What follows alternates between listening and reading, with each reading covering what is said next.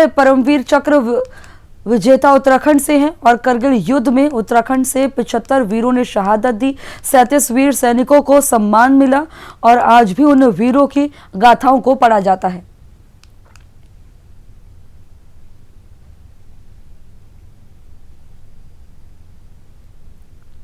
पहले और आज़ादी के बाद यद्यपि तब उत्तराखंड प्रदेश नहीं था, लेकिन हम अगर आज के उत्तराखंड के परिप्रेक्ष्य में के बारे में जानना चाहेंगे तो इतिहास इस बात का गवाह है कि जब भी देश को आवश्यकता पड़ी, उत्तराखंड के जवानों ने, हमारे सैनिकों ने अगली पंक्ति में खड़े होकर के और देश की रक्षा का जिम्मा उठाया है। आज़ादी के बाद देश के पहले परम वीर चक्र जिनको मिला, मेजर शर्मा, वो उत्तराखंड के। करगिल युद्ध जिसमें 75 हमारे सैनिकों ने देश की सीमाओं की सुरक्षा के लिए, देश के मान सम्मान के लिए अपना बलिदान दिया है। 37 सैनिक हमारे उसमें सम्मानित भी हुए, जिनको अनेक अवार्ड सेना के द्वारा दिए गए, भारत सरकार के द्वारा दिए गए। उसमें सैन्य अफसर भी थे और जिन्होंने उसमें जो भूमिका निभाई वो सैन्य इतिहास में।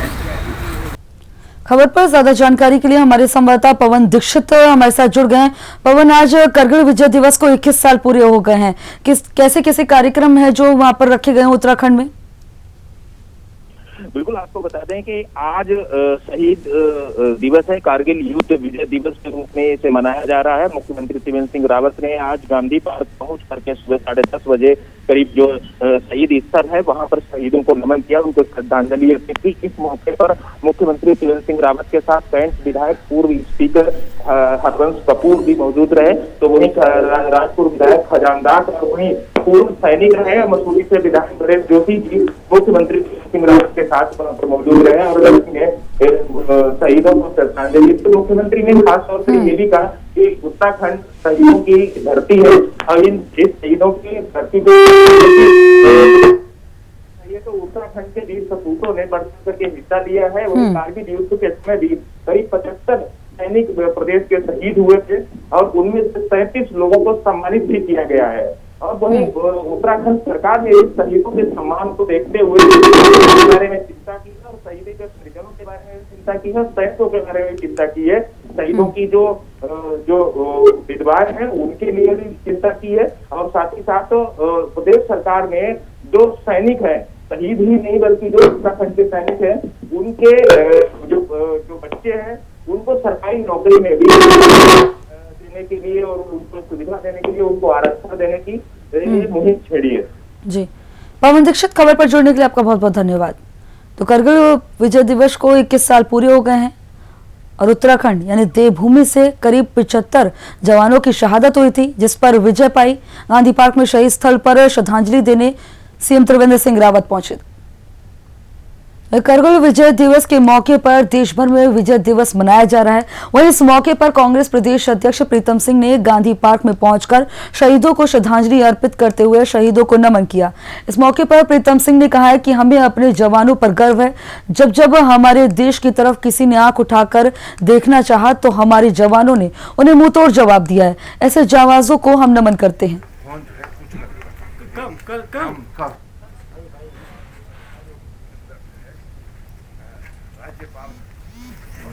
देश के उन जाबाज सैनिकों को अपनी श्रद्धांजलि अर्पित करने का काम कर रहे हैं, जिन जाबाज सैनिकों ने कारगिल के युद्ध में देश की सीमाओं की सुरक्षा करते हुए अपनी शहादत देने का काम किया है। निश्चित रूप से हमें अपने सैनिकों पर गर्व है कि जब जब दुश्मन ने हमारी सीमाओं में अतिक्रमण करने का दुस्साहस किया है तो हमारी सेना ने अपना पराक्रम दिखाने का काम किया है और इस देश की सीमाओं की सदा सुरक्षा करने का काम किया है। मैं अपने श्रद्धा सुमन कारगिल के जाबाज सैनिकों पर करता हूँ। के अंदर जो है राज्यपाल फोन जो है कुछ कर शहीदों को नमन किया। शहीद स्थल पार्क पर पहुंचे और यहाँ पर उन्होंने नमन करते हुए कहा है कि जब जब दुश्मनों ने हमारे देश की तरफ आंख उठाने की कोशिश की है, तब तक हमारे जवानों ने मुंहतोड़ जवाब दिया है। प्रीतम सिंह ने गांधी पार्क पहुंचकर श्रद्धांजलि अर्पित की। आज कारगिल विजय दिवस को 21 साल पूरे हो गए हैं और उन जाबाजों को पूरा देश याद कर रहा है, पूरा देश नमन कर रहा है। हमें अपने जवानों पर गर्व है। कांग्रेस प्रदेश अध्यक्ष प्रीतम सिंह ने भी शहीदों को श्रद्धांजलि अर्पित की। प्रीतम सिंह ने गांधी पार्क में पहुंचकर शहीदों को श्रद्धांजलि अर्पित की। उस वक्त की तस्वीरें भी आपको दिखा रहे हैं। तस्वीरों में आप देख सकते हैं कि श्रद्धा सुमन अर्पित करने पहुंचे और उन्होंने इस दौरान ये भी कहा कि हमें अपने हर जवान पर गर्व होना चाहिए। और उस दौरान उन्होंने जवानों के हौसला अफजाई करते हुए ये भी कहा है कि जब जब हमारे देश पर किसी ने बुरी नजर डाली है, तब तक हमारे जवानों ने मुंहतोड़ जवाब दिया है। मसूरी में कारगिल विजय दिवस के मौके पर मसूरी महिला कांग्रेस और स्थानीय लोगों ने महिला कांग्रेस अध्यक्ष जसवीर कौर के नेतृत्व में शहीद स्थल पर शहीदों को पुष्पांजलि और मोमबत्ती जलाकर श्रद्धांजलि अर्पित की। वहीं कारगिल के शहीद अमर रहे नारे भी लगाए। जसवीर कौर ने कहा है कि हमारे देश की जान आन बान शान को बचाने वाले हमारे देश के जवान लगातार सीमाओं पर डटे हुए हैं और देश की सुरक्षा का ध्यान रखे हैं, जिनकी बदौलत आज देश का प्रत्येक नागरिक खुली हवा में सांस ले रहा है। उन्होंने कहा है कि हमें उन शहीदों को कभी नहीं भूलना चाहिए जिनकी वजह से आज हम लोग आजाद घूम रहे हैं।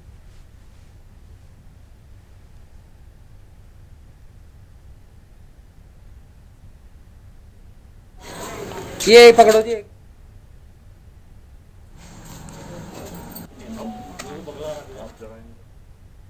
वहीं स्वास्थ्य विभाग और जिला प्रशासन कोरोना महामारी को लेकर जहां पूरी मुस्तैदी से अपने फर्ज को अंजाम दे रहा है, तो वहीं रुड़की का सिविल अस्पताल मरीजों के लिए अभी भी अधूरा दिखाई पड़ रहा है। अस्पताल की केबीसीटी के मुताबिक करीब 2 दर्जन से ज्यादा कर्मचारी होने चाहिए थे, लेकिन वर्तमान में 1 दर्जन कर्मचारी भी पूरे नहीं है। कर्मचारियों की कमी का खामियाजा बाहर से आने वाले मरीजों को झेलना पड़ रहा है। अस्पताल में गर्भवती महिलाओं को भी काफी परेशानियां उठानी पड़ रही हैं।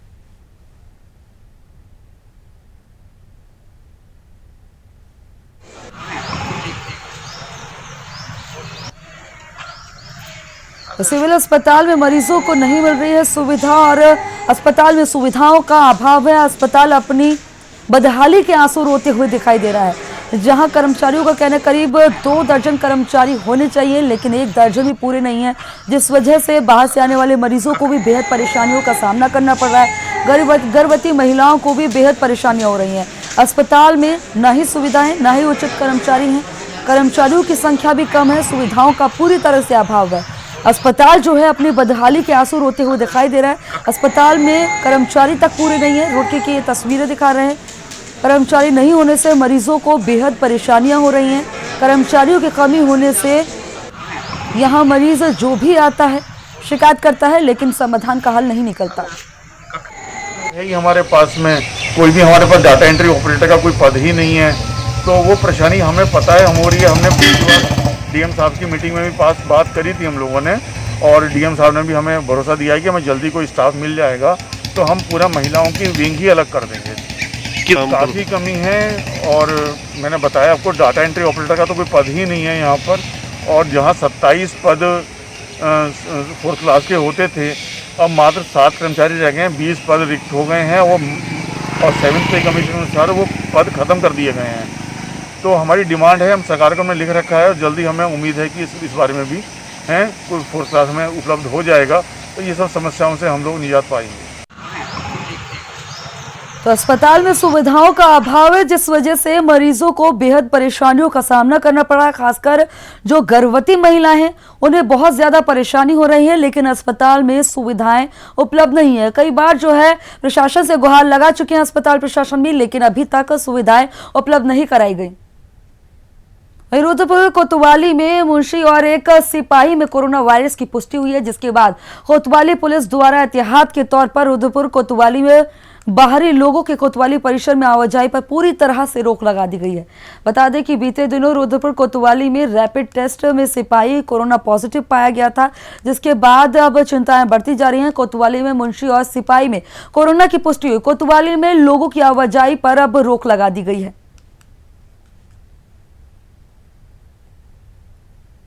रुद्रपुर में कोतवाली की तस्वीरें दिखा रहे हैं। कोतवाली में मुंशी और सिपाही में कोरोना की पुष्टि हुई और कोरोना का दंश पूरा प्रदेश भी झेल रहा है। कोतवाली में लोगों की आवाजाही पर रोक लगा दी है ताकि किसी और को कोरोना ना हो जाए।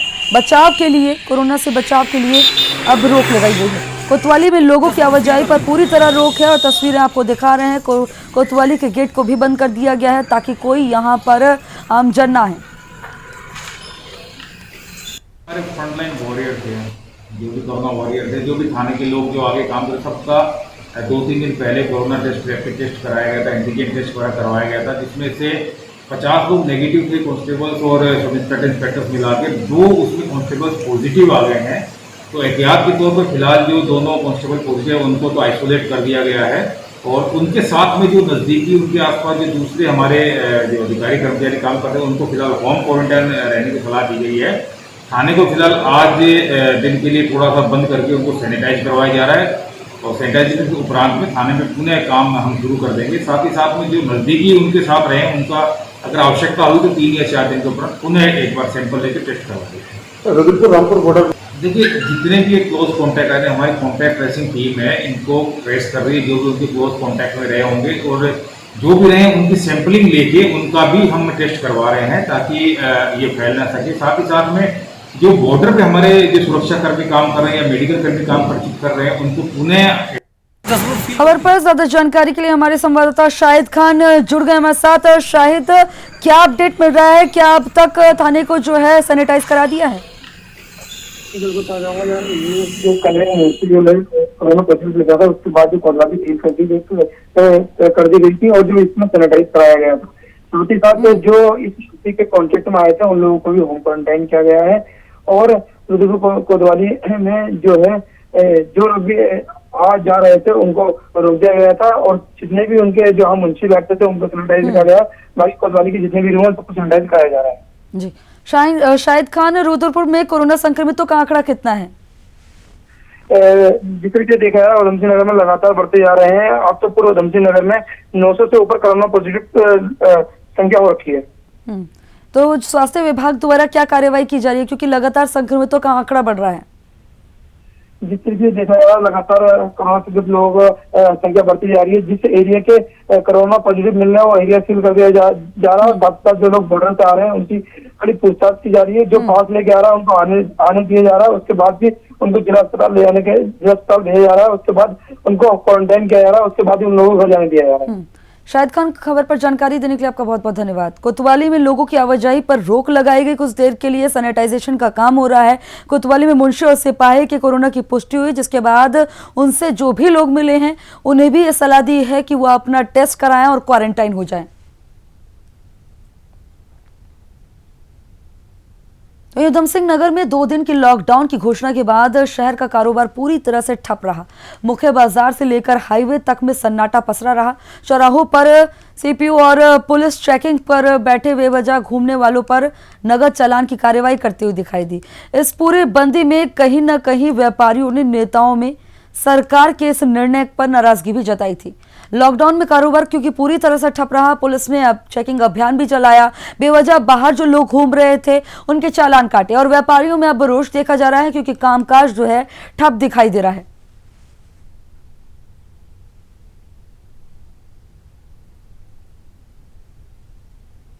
बाजार बंद का जो सरकार ने जो लॉकडाउन करा है, आज उसका पहला दिन है, शनिवार का है।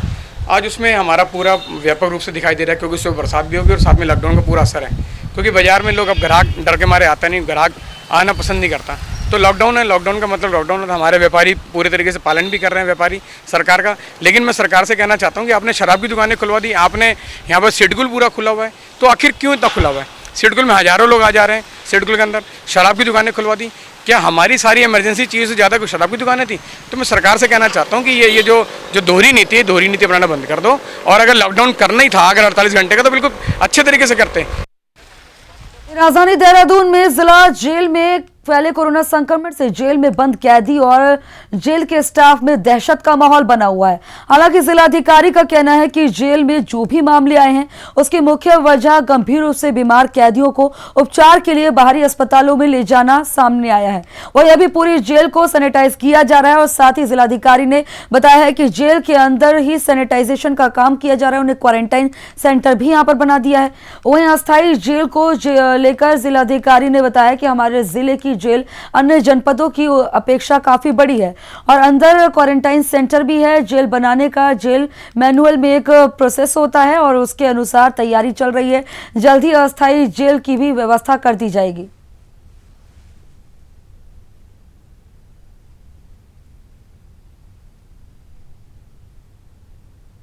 पर जो भी जेल बनाई जाती है वो जेल बनाने का एक जेल मैनुअल में प्रोसीजर दिया हुआ है। उस प्रोसीजर के तहत ही जेल बनाई जाती है। वो प्रोसीजर फॉलो किया जा रहा है और जल्दी ही ये व्यवस्था कर दी जाएगी। हमारे यहाँ की जेल काफ़ी बड़ी है और हमारे यहाँ जेल के अंदर ही क्वारंटीन ऑलरेडी बना हुआ है। अच्छा, जिस तरह से मामले जेल को सैनिटाइज किया जा रहा है, ये जिलाधिकारी ने बताया। इसी के साथ जिलाधिकारी ने बताया है कि जेल में कोरोना फैलने से कैदियों में क्योंकि डर बना हुआ है, इसलिए अस्थायी जेल बनाने का भी प्रोसेस चल रहा है और इसी के साथ जेल में ही क्वारंटाइन सेंटर बनाया गया है। जेल को सैनिटाइज भी किया जा रहा है क्योंकि अब जो है कोरोना का संक्रमण लगातार बढ़ता जा रहा है। कैदियों में भी कोरोना की पुष्टि हो रही है। जेल में कोरोना फैलने से कैदियों में डर का माहौल बना हुआ है। कैदियों को बाहर ले जाने की वजह से, क्योंकि यहाँ पर अगर कोई कैदी बीमार हुआ है उसे बाहर हॉस्पिटल में लेकर गए हैं तब ये कोरोना से संक्रमित हो गए हैं। जिलाधिकारी द्वारा बताया गया है जेल में कोरोना फैलने से कैदियों में डर का माहौल बना हुआ है और डर खत्म हो जाए इसलिए अस्थायी जेल बनाने का प्रोसीजर भी चल रहा है।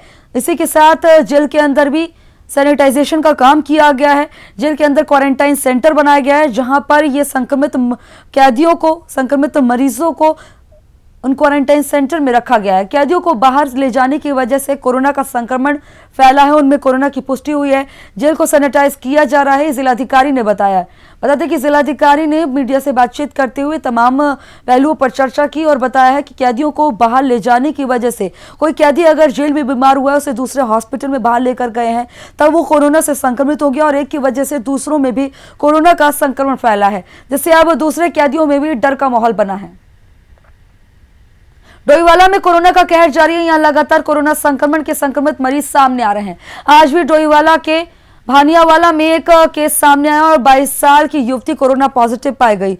युवती को अस्पताल में भर्ती कराया गया। युवती के संपर्क में आए परिवार के 9 लोगों को होम क्वारंटाइन किया गया है। डोईवाला में कोरोना का कहर लगातार जारी है। लगातार सामने आ रहे हैं कोरोना संक्रमितों के आंकड़े। कोरोना संक्रमित मरीज सामने आ रहे हैं। युवती में कोरोना की पुष्टि हुई। युवती के संपर्क में आए सभी लोगों को होम क्वारंटाइन किया गया है। साथ ही परिवार के जो युवती कोरोना पॉजिटिव पाई गई उसके परिवार के 9 लोगों को भी क्वारंटाइन किया गया है।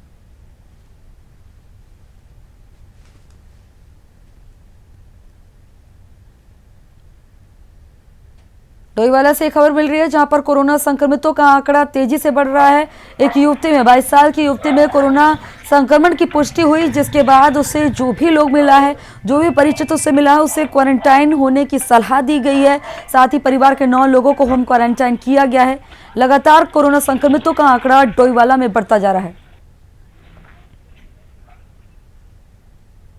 वहीं लॉकडाउन की वजह से रुद्रपुर के व्यापारी परेशान है। व्यापार मंडल अध्यक्ष संजय जुनेजा का कहना है कि 2 दिन के लिए लॉकडाउन किया गया था और कहा गया था कि बाजार को सैनिटाइज किया जाएगा, लेकिन अब तक कोई भी नगर निगम का कर्मचारी या कोई भी सैनिटाइज करने के लिए नहीं आया है। कोई मशीन तक नहीं पहुंची है। साथ ही साथ उनका कहना है कि शराब की दुकानें खोल रखी हैं और व्यापारियों की दुकानें बंद कर रखी है। वहीं मेयर ने कहा है कि कोरोना की रोकथाम के लिए नगर निगम की ओर से शहर में सैनिटाइजेशन का काम किया जा रहा है। मेयर ने बताया है कि कोरोना संक्रमण को रोकने के लिए करीब 10 बार शहर में, बता दें कि स्टेडियम और सोडियम का छिड़काव किया जा रहा है।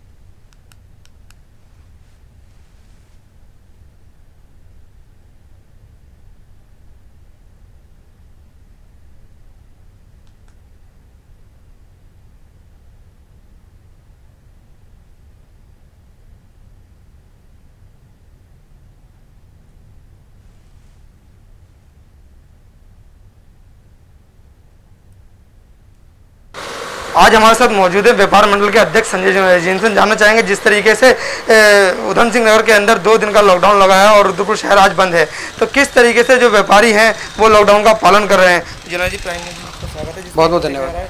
कि आज लॉकडाउन लगा है और किस तरीके से व्यापारी लॉकडाउन का पालन कर रहे हैं। देखिए, व्यापारी तो पूरा लॉकडाउन का पालन कर रहे हैं। सुबह से देखिए बाजार के अंदर कर्फ्यू जैसी स्थिति बनी पड़ी है। आज सुबह बरसात भी थी और कर्फ्यू जैसी स्थिति बनी है। आज हमारे लोग जो हमारे लोग हैं सरकार के लोगों से बहुत नाराज है। हमारे व्यापारियों का कहना ये है कि हमारी सारी दुकानें बंद करवा देते हैं, ये लोग सिटकुल नहीं बंद करवाते, ये लोग शराब की दुकानें नहीं बंद करवाते। आखिर हमारे साथ ऐसा क्यों किया जा रहा है? क्योंकि अगर लॉकडाउन का व्यापक असर अगर देखना होगा तो हमें सिटकुल सारा बंद करना पड़ेगा, शराब की दुकानें बंद करनी पड़ेंगी। पर सरकार को पता नहीं क्या हमारे व्यापारियों से ही सिर्फ लॉकडाउन का रहता है। उनको मैं कहना चाहता हूँ सरकार को कि देखें कि लॉकडाउन का असर जब तक नहीं होगा कि जब तक कि संपूर्ण बंद नहीं होगा।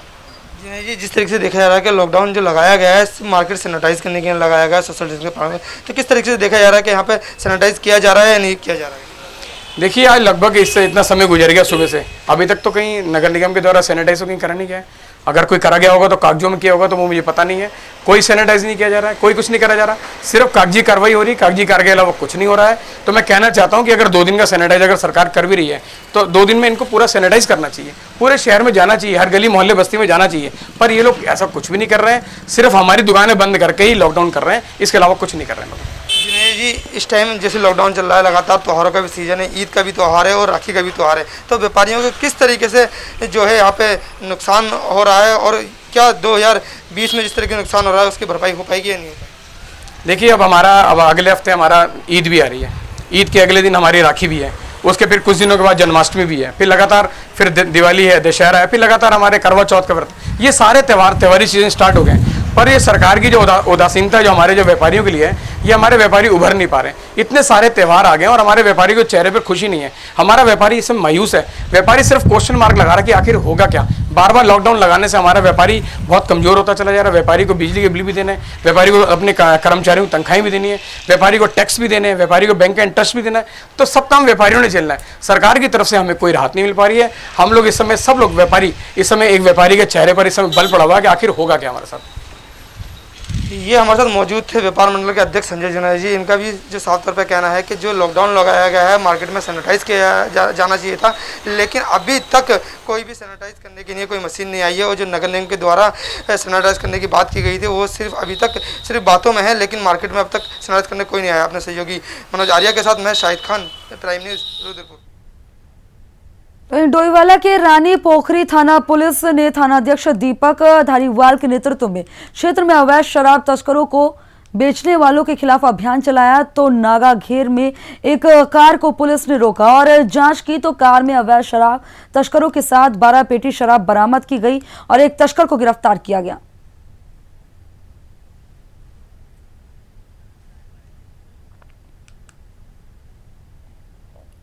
श्रीनगर गढ़वाल नगर पालिका द्वारा गंगा दर्शन नामक स्थान पर एक पार्क को योग और जिम करने के लिए तैयार किया गया। पार्क में जिम के कई मशीनें लगाई गई और इससे युवाओं को लाभ मिल सकता है। वहीं नगर पालिका अध्यक्ष पूनम तिवारी ने बताया कि जो युवा फौज में जाने के लिए अपने आप को तैयार करते हैं उन युवाओं को जिम का पूरा लाभ मिलेगा और पार्क में जाने वाले बुजुर्ग महिलाओं और पुरुषों को पार्क में बैठकर योग करने का स्थान भी यहाँ पर बनाया गया है।